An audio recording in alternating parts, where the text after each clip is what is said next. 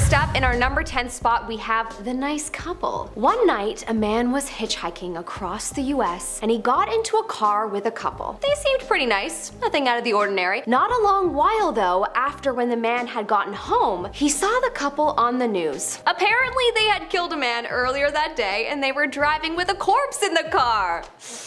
Not only that, but they had robbed and killed a few men prior to this day, leaving this man with his mouth hanging open. This is why I have never and will never hitchhike. In our number 9 spot today, we have The Cousin. This is a story that comes from Reddit user Gruselig, and it is a story about their cousin. Basically, back in the 70s, their aunt's eldest son was known to hitchhike quite a bit throughout New Brunswick. One summer, unfortunately, however, he ended up going missing. To this day, he has still never been found despite police investigations. It is believed that the most likely case is that he was doing his regular thing of hitchhiking, but ended up getting into the car of someone who had terrible, sinister intentions. They believe that he likely got in the car of someone who ended up taking his life, and they believe that they may have placed his body in the St. John River. The storyteller heard this story many times growing up from their mother in order to discourage them from taking up the practice themselves. I think it's safe to say that it probably worked. Next up, in our number 8 spot, we have the Walmart hitchhiker. This is another one that makes me shake in my booties, and I'm not even wearing booties. This is a story that happened to a friend of mine.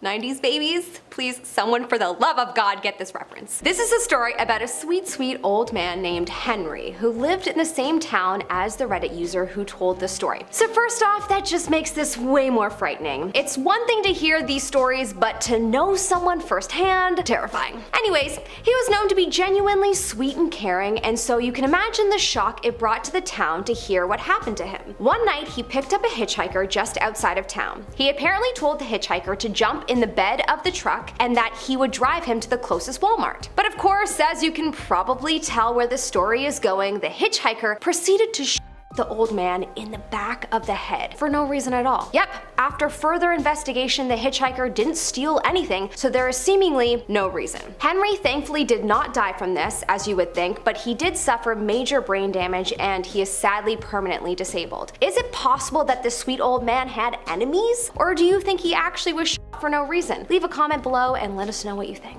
In our number 7 spot today, we have He Was a Nice Guy. This story comes from the Reddit user Raccoon Yeti Kiwi, and they explained that this hitchhiking story starts off when they were in the car with their dad driving. Their dad stopped to pick up a hitchhiker, but when you hear how this guy looked, you'll be just as confused as I am as to why they stopped to pick this man up. They explained that he was picked up while it was raining, that this man had long hair that covered his eyes, and that he was carrying an axe. I don't know, I wouldn't, would you? Turns out though, the guy was super polite. They just dropped him off where he needed to go, no questions asked, everyone was all good. Maybe he was just a nice guy and didn't realize how menacing carrying an axe was. I don't know. Coming up in our number 6 spot today, we have The Clown. As the story goes, a teacher that lived in Cook County, Illinois, was walking around his town when he was offered a ride home by, as he described, a largish man. While driving, he noticed a clown suit and a giant makeup kit in the back seat. When he inquired about it, the man said that he was a part-time clown. Naturally, why else would you have a clown suit in your car? Well, a few years later, this teacher found out that this man was actually John Wayne Gacy Jr. Yep, the clown murderer himself. I remember when I was a kid, I had a friend that was so scared of clowns, and I remember thinking, oh my gosh, what a baby. But now as an adult, I'm like, yeah, hell no. They're very creepy. Apologies to any clowns watching Hollywood and murderers have done you dirty. I'm sure you're nice people. In our number 5 spot today, we have I Didn't Know. So this story comes from someone who has a hitchhiking background. Like, they used to hitchhike in their youth, and now themselves they have begun picking up hitchhikers. You know, they get the lifestyle is all I'm trying to say. So fast forward to current times, this story is one that they recall as their strangest hitchhiking experience, and it's one where they're picking up a stranger, as one does. So basically, he picked up this guy who was walking in the middle of the desert, apparently while he was doing long haul trucking. hitchhiking. It was the time of year where the weather is just absolutely unforgiving, and that's definitely part of the reason why he picked this guy up. So he picks him up, the guy gets in, and together they travel for about 300 miles before they end up getting pulled over by the police. After being pulled over, this guy ends up getting arrested. Turns out that this guy had some sort of warrant, and the storyteller almost got charged with aiding and abetting a criminal. In the end, especially since he was a completely innocent third party, the storyteller ended up getting sent off on his way, and apparently the hitchhiker was also released not too long later. Wonder what he got arrested for. In our fourth spot today, we have the tough brother. This story is told by the victim's brother. Apparently one night his brother picked up a hitchhiker after a long night of drinking. Probably the worst time to pick up a hitchhiker, am I right? Out of nowhere, the hitchhiker pulled out a gun and proceeded to tell the brother that he was stealing his car. The brother was quite tough and into heavy lifting and such, and so he thought, he could take him. He then tackled the hitchhiker only to be shot in the bicep. A big chunk of his bicep was blown off. The hitchhiker was caught by the cops, hooray, but unfortunately the brother can no longer do heavy lifting. In our number 3 spot today, we have a close call. This is a Reddit story that comes from the user A Brutal Cow, and they wrote, quote, "Not my story, but my dad's. He was traveling through Arizona on his way to Mexico. He looked to the side of the road and saw a man hitchhiking. My dad pulled over and asked where this guy is going, to which the man said, the next town over. My dad, being a very trusting man, and this being the 70s or 80s, decided he would give him a ride. While they were driving, they started talking and my father asked for his name. His name was Derp. My dad, quite shocked, looked at him and replied, holy crap, that's my name. They had a few small conversations, and at the next town, my dad let him out and continued to Mexico. He eventually reached the border. He pulled up and the border official asked to see his license. He took a good long look at his license. The official then took off his big aviator sunglasses and told him to pull over to the side. My dad got out of the car and they put him in a room while they searched his car. In the end, the dad was sitting in a room waiting for the next few hours, and when the officer walked back in, he received quite a shock. The officer apologized for the long wait and then explained that the man that this dad had picked up had a warrant out for his arrest. The dad asked what the warrant was for, and the officer replied,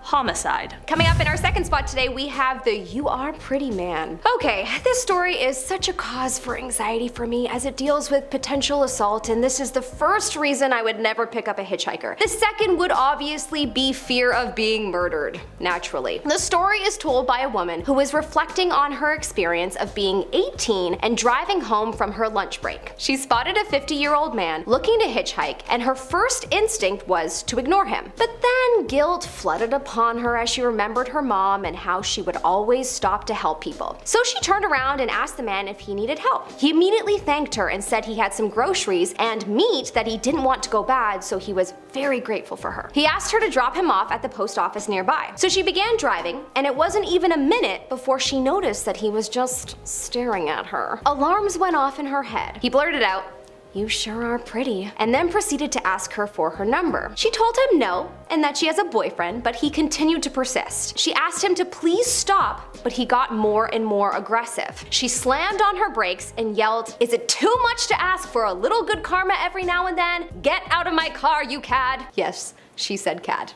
He must have been taken aback by the reaction, but he ended up staring blankly at her and proceeded to get out of the car, much to her surprise. He forgot his groceries, and there was actually no meat in them, which just creeped her out even more. I was sure the story was going to have a much worse ending than that, but still super nerve-wracking for anyone to have to endure. In our number 1 spot today, we have kindness goes a long way. Okay, so this is actually a wild story, and it happened to someone's friend who is named Nikki. Apparently, Nikki is just one of those insanely sweet people who is just like a ray of sunshine and lives her life with kindness first. That is exactly what led her to one day pick up a hitchhiker. Apparently, this guy was a little shy at first, but was extremely polite, and throughout their trip, the two got to talking and actually got on pretty well. They ended up taking a pit stop at one point to grab dinner, and she happily paid for them both. Apparently, when she paid, he seemed a little flustered and awkward, but part of their conversation was about how he was pretty strapped for cash, hence the reason he was hitchhiking in the first place, and since she wasn't in the same boat, she had no problem treating them both. When she dropped him off, he asked Nikki for her phone number so that potentially sometime in the future they could catch up. She excitedly passed her number along, stoked at the idea of one day being able to catch up with this new friend. After about a week since she dropped him off, Nikki did receive a phone call from her new driving friend. This guy says to her on the phone that she should be glad she was raised to be so kind, because when he initially got in the car, he was planning on killing her and stealing her car. Once he got in and saw how kind she was, and with her buying him dinner and all of that, he just couldn't bring himself to go through with it. He finished off this terrifying conversation by saying, quote, "Please, please, Nikki, please, never ever pick up another hitchhiker." He then hung up and she was never able to get into contact with this man ever again since he called her from a payphone. Safe to say, she probably heeded that advice. Kicking off our list at number 10, first class passengers. While traveling in first class, it might feel more comfortable at first, but when it came to the sinking of the Titanic, first class passengers had a better chance at survival. You would think obviously, but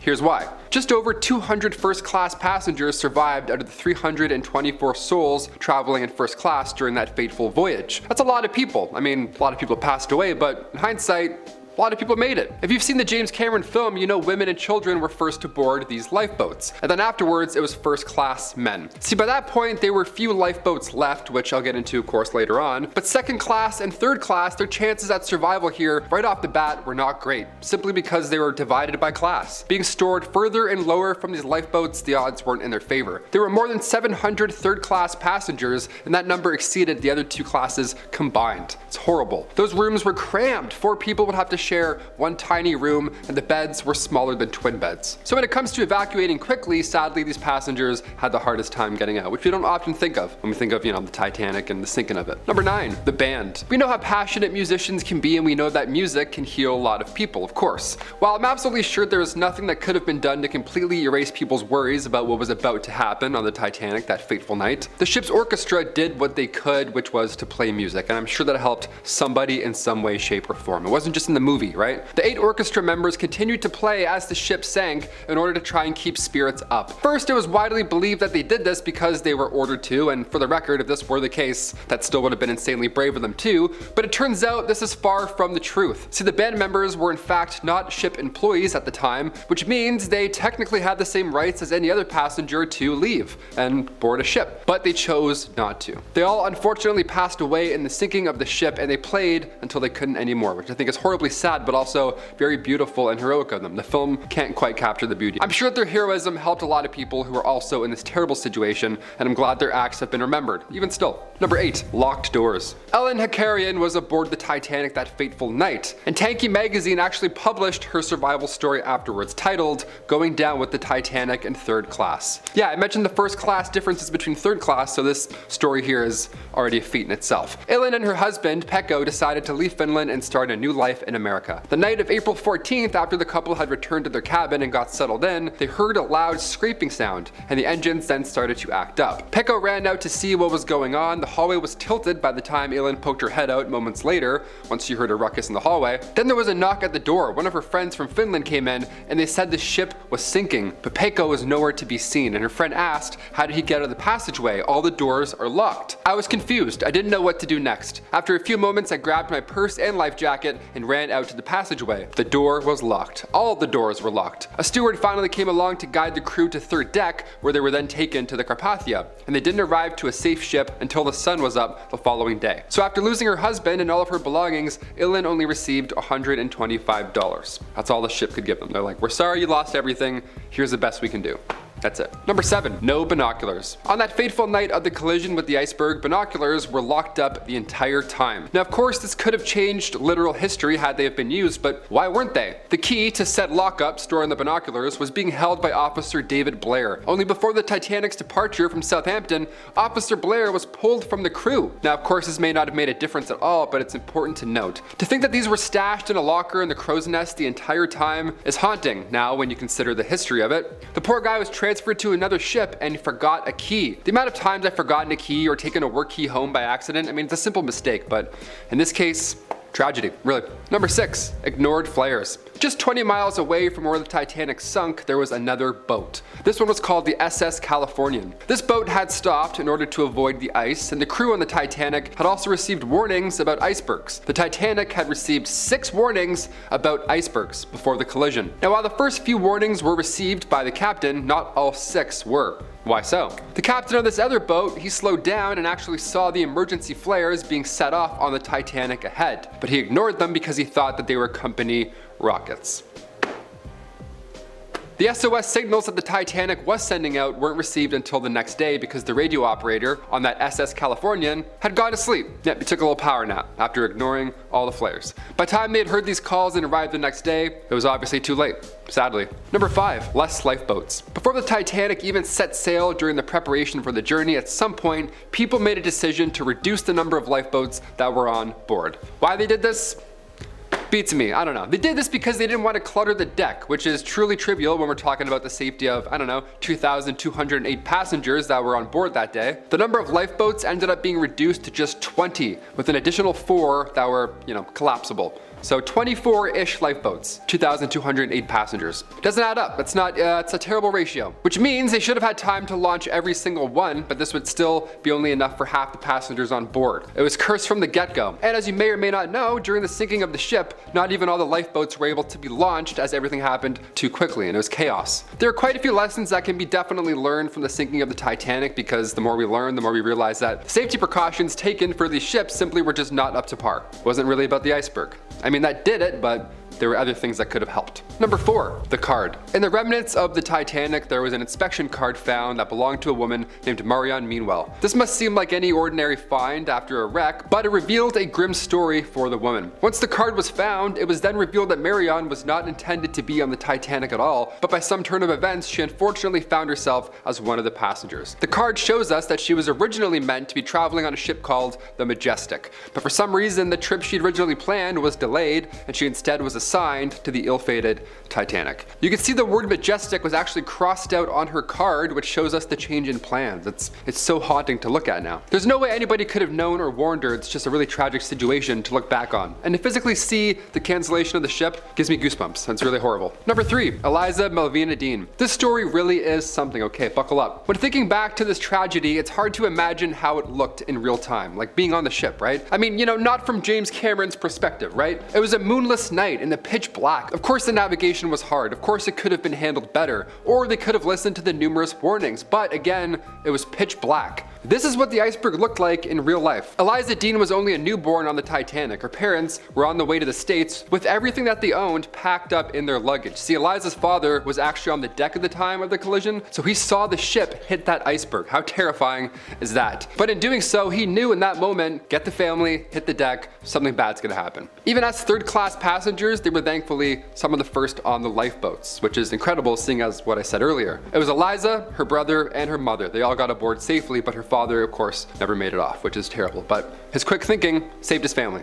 Number 2, John Jacob Astor. As the ship was sinking, the first-class passenger, John Jacob Astor, he put his young wife on one of the lifeboats, and he was about to get in with her when he immediately saw 2 terrified children standing behind him. And it happened. He instead gave up his spot and let those other 2 children on the boat, which is just noble, it's brave, it's heroic. It's something that you ask yourself, could I do that? If it actually were to happen, would I have the willpower to do that? I hope so. This is absolute bravery. One of the Titanic survivors, named Philip Mock, saw John in one of his final moments later on after this brave moment. He saw him and his valet huddled together on one of the life rafts before they unfortunately froze in the cold water. It's tragic. This was indeed a very tragic event, but the positive news here is that both his wife and the child that she was carrying at the time were able to make it to safety, and they survived the entire ordeal. While there are many terrible stories from this day, we also don't hear enough about the bravery that people showed during this tragic event. And finally, number 1, Molly Brown. In total, there were 706 people who survived the sinking of the Titanic. Molly Brown has been referred to as the unsinkable Molly Brown, and when you look into her story, it really checks out. Margaret Brown not only survived the Titanic, which is just an incredible feat in itself, and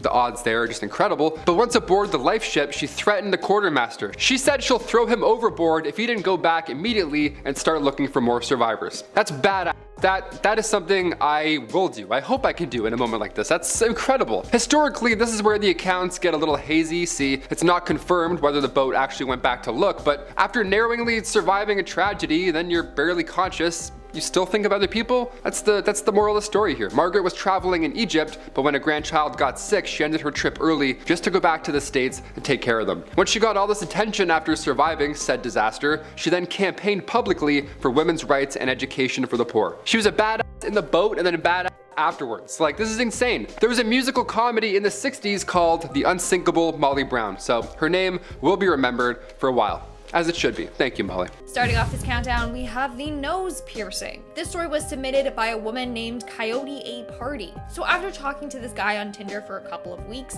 Coyote decided to meet up with him. For their first date, they went on a simple walk through a park. She made sure it was during broad daylight, so nothing sketchy really happens. While out on their walk, she told her date that she was thinking of getting her nose pierced, but she was scared that it was going to hurt.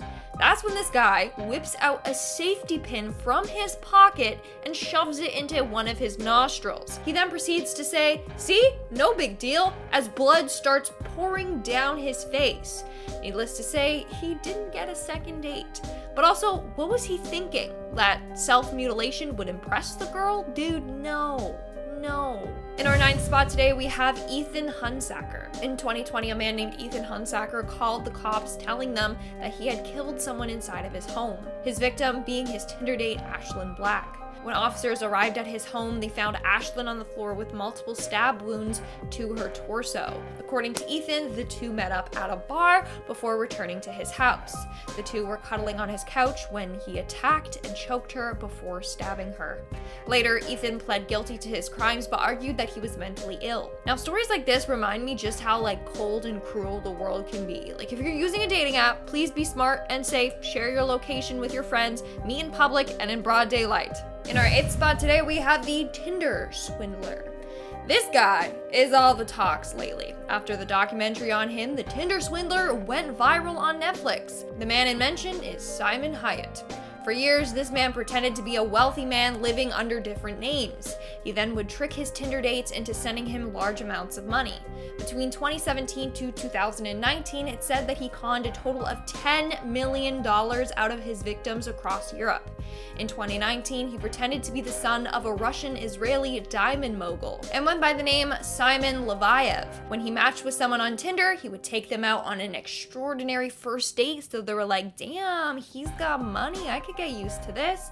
And then when he wins the girl's trust, he starts his plan, basically begging the girls to send him money, saying people are after him and he's been attacked and needs money, my enemies. If you guys seen the documentary, then you know. He even sends them fake invoices so they think that he's transferring the money back to them, when in reality, he wasn't. Like I said, he stole millions from these girls and he pretty much got away with it all. It's disgusting. Now, this video is not sponsored, but I highly recommend you check out the documentary. In our 2nd spot today, we have Sydney Loof. This case has always been one that has incredibly saddened me. In 2017, a Nebraska woman named Sydney Loof decided to meet up with her Tinder match, Audrey, for a second time. She was very excited for their second date, but little did she know that Audrey wasn't who she said she was, and she had a very sick plan. She was actually a girl named Bailey Boswell. On November 15th, on their second date, Bailey brought her boyfriend along. Bailey then convinced Sydney to participate in some acts with the two. This led to them playing a game in which Sydney was choked to death. A while later, police found Sydney. Her body had been cut up into 14 pieces and was placed in garbage bags and left in ditches along country roads in southeastern Nebraska. My heart literally goes out to Sydney's family. What a terrible, terrible tragedy. In our 6th spot, we have Can't Take Rejection. In 2018, a Canadian woman named Julia came forward showing some very disgusting DMs from a man she saw on Tinder but swiped left on. Clearly, he couldn't take no for an answer because he later found her on Instagram and started harassing her. The man proceeded to say things like, "You have no reason to say no, you're on a dating site." He also said, "But instead of a real man, you're going to choose some F-boy child." Now, Julia replied, asking him to leave her alone, but that didn't stop him. He continued on, saying that if they met in person, she would have loved him, and that she made a big mistake. His final message was, and I quote, "Why are you even alive? What's the point if you're just going to spread misery and negativity? What a waste." Then Julia blocked him and reported his Instagram account. Meanwhile, he was the one spreading misery and negativity. And all this because he couldn't accept a woman rejecting him. We are now at our 5th and halfway mark with The Thief. A couple of years ago, this guy picked up his Tinder date and arranged to go to a motel to simply just hook up. But after they got to the room, the girl realized that she forgot her purse. She then asked him if it was okay for her to go back and grab it quickly. She then persuaded her date to give him his car keys so that she could go back to her house and grab her purse. Foolishly, he let her do this, and she never returned back to the room. His date literally stole his car, but a week later the police did find his car and returned it to him. The girl was never caught though. In our fourth spot today, we have the really bad timing. So this girl revealed that she was on her third date with a guy that she met on Tinder and everything was going well, but she knew that he wasn't the one for her, so towards the end of the date she was gonna thank him, but tell him that. However, as she was preparing to do so, he got a call from his mom. She had told him that his grandmother had passed away. So instead of being like, hey, you're a great guy, but you're not for me, she got stuck sitting in his car with him as he wept on the phone with his mom. I can't imagine how awkward that must have been for her. Like, she's just trying to go home and this man's bawling his eyes out. This is literally the definition of bad timing. In our third spot today, we have the pigsty. Ladies and gentlemen, okay, if you are going to have your date over at your place, at least make sure that it's clean, okay? This next woman revealed the grossest date that she's ever been on. So she went over to her Tinder date's house and it was extremely disgusting, okay? His bed sheets were stained with blood and other stuff. Ugh. His bathroom sink was covered in hair, and there were 4 hair-filled razors sitting on top of his toothpaste and toothbrush. Oh no. There was also empty beer cans everywhere. Not making a good first impression. Not only that, but her date surprise turn was like, oh yeah, by the way, I have a kid.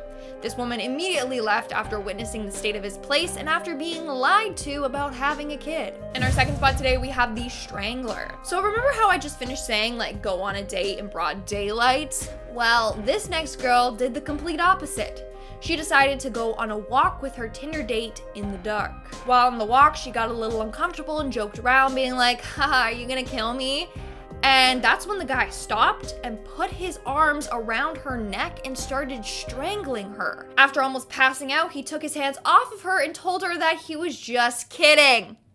Okay, that is one sick, messed up joke. And in our number 1 spot today, we have Daniel Drayton. Daniel Drayton is an alleged serial killer that would use Tinder to go meet his victims. Instead of having to go out and hunt for people to kill, he would just use Tinder and have the women come to him. In July of 2018, he was suspected of killing a woman named Samantha Stewart after matching with her on Tinder. When police found him, he was in a Los Angeles hotel room with a woman in his room that he was holding captive. Later, he was linked to a number of Tinder assaults and murders.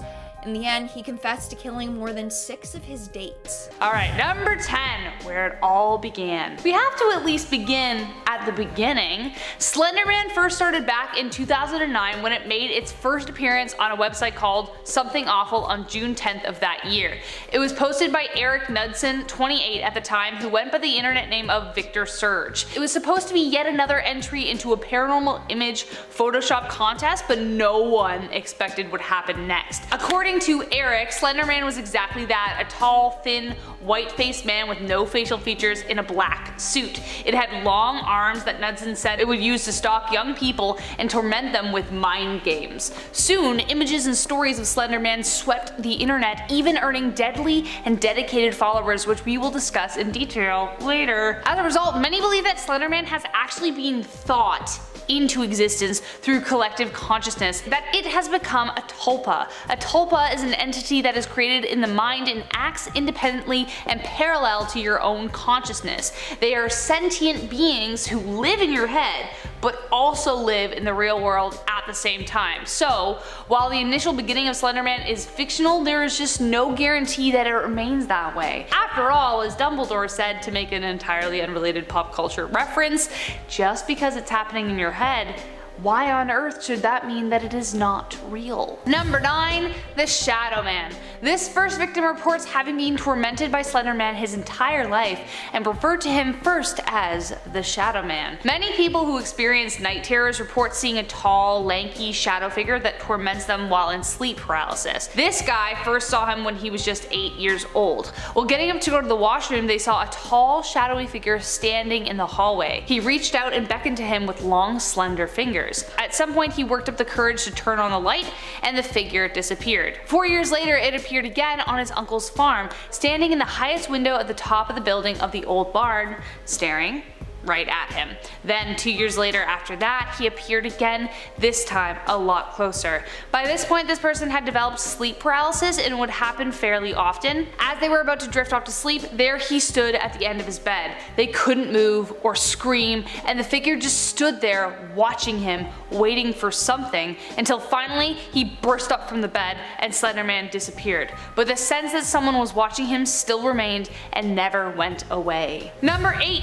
Trampoline. I mentioned previously that Slender Man became a kind of internet meme contest, but just how Slender Man became such a prolific urban legend remains unknown. Perhaps it's because of innocent sightings like this that make a more sinister explanation arise. Check out this clip. After a record, when he played the video, he saw something like a Slender Man seeing him from his bed. I think what freaks me out about this video the most is how horror film-esque it is and how mundane. It was just a kid wanting to record his badass trampoline skills, but what he wouldn't have noticed while he was filming was the presence of something watching him. Considering the fanaticism around Slender Man, it is possible that predators could assume its identity to carry out evil deeds. I don't know, but I hope he's safe and that who or whatever that was never seen again. Number 7. 7-Eleven. Apparently Slender Man loves a good Slurpee. This next story comes from a young woman from Oklahoma City. She was 15 years old at the time when her and her friend made a typical visit to 7-Eleven. Next to the convenience store there was a park with all of these weird statues. It was around 12:30 a.m. and usually it's an uneventful walk, but this time they saw an extremely tall figure, as tall as the branches in the trees nearby. It was dressed in black and extremely pale. Sounds like Slender Man. Attempting to show no fear in the face of potential danger, she shouted at the person to see if she'd get a response, but to no avail. It just stood there, staring at them. I hate that. Needless to say, they booked it and referred to the being as Voldemort because that's kind of what it looked like. But then, years later, her friend informed her of the tales of Slender Man, and after seeing a picture, she realized that's exactly what it looked like. Imagine?